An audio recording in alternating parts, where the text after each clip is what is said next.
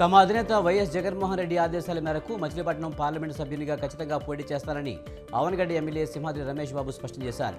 చల్లపల్లిలో వైఎస్ఆర్ ఆసరా సభ జరిగింది. చల్లపల్లి మండలంలో లబ్ధిదారులకు చెక్కులను ఎమ్మెల్యే పంపిణీ చేశారు. ఎంపీ టికెట్ కేటాయించిన జగన్కి ధన్యవాదాలు తెలిపారు.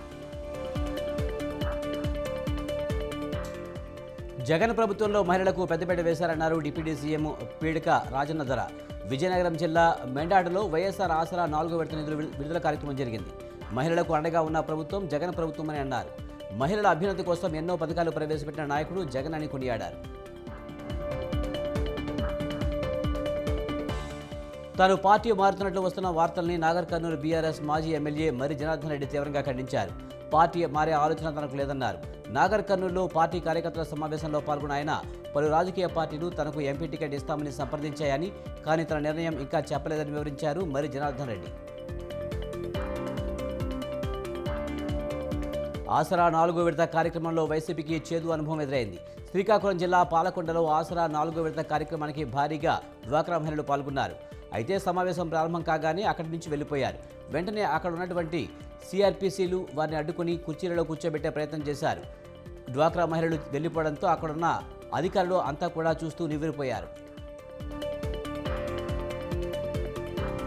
ఉమ్మడి అనంతపురం జిల్లా రాప్తాడు నియోజకవర్గ కేంద్రంలో బీజేపీ నాయకుడు కృష్ణారెడ్డి కాటమయ్య ఆధ్వర్యంలో ఉచిత కంటి వైద్య శిబిరాన్ని ఏర్పాటు చేశారు.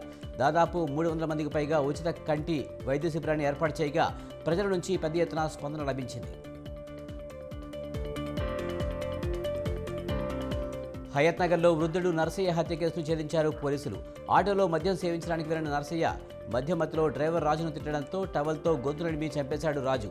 ఎవరూ గుర్తుపట్టకుండా టవల్ను ముఖంపై వేసి నర్సయ్యను కాల్చి చంపాడు రాజు.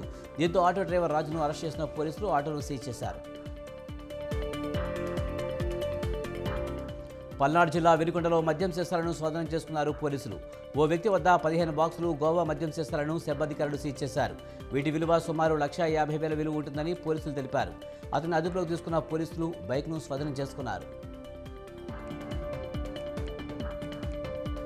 కృష్ణా జిల్లా గన్నవరంలో టీడీపీ దళిత నాయకులు ఆగ్రహం వ్యక్తం చేశారు. మాజీ పీఎస్ఈఎస్ అధ్యక్షుడు కాసేర్ని రంగబాబుపై జరిగిన దాడిలో ఓ దళితుడిని ముద్దాయిగా చిత్రీకరించి చూపించడం అన్యాయమని అన్నారు.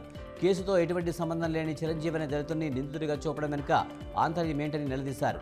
రాష్ట్రంలో దళితులంటే ప్రభుత్వానికి ఇంత చిన్నచూపా అని ప్రశ్నించారు. గంజాయిని స్మగ్లింగ్ చేస్తూ బాలానగర్ టాస్క్ ఫోర్స్ పోలీసులకు ఆంధ్ర పోలీసులకు పట్టుబడ్డారు. వాచుపల్లి గంజాయి అమ్మడానికి ఇద్దరు వ్యక్తులు ప్రయత్నిస్తున్నట్లు సమాచారం అందుకున్న ఎస్ఓటీ పోలీసులు అనుమానంతో వాహనాన్ని తనిఖీ చేశారు. వారి వద్ద నుంచి 22 కేజీల గంజాయి పట్టుబడింది. వాహనంలో ఉన్న వ్యక్తులను విచారించగా కాకినాడకు చెందిన హెడ్ కానిస్టేబుల్ మరో కానిస్టేబుల్ అని తేలింది. దీంతో బాచుపల్లి స్టేషన్కు తరలించి విచారణ జరుపుతున్నారు. ఖమ్మం జిల్లా ముదిగుండ తహసీల్దార్ కార్యాలయం యాదవులు ఆందోళన దిగారు. పారిశ్రామిక ప్రాంతంలో ఆక్రమణకు గురైన తమ భూమిని వెలికి తీయాలని వారు డిమాండ్ చేశారు. తమ భూమి నుంచి నిర్మించే రహదారి నిర్మాణాల ప్రయత్నాలను మానుకోవాలని కోరారు.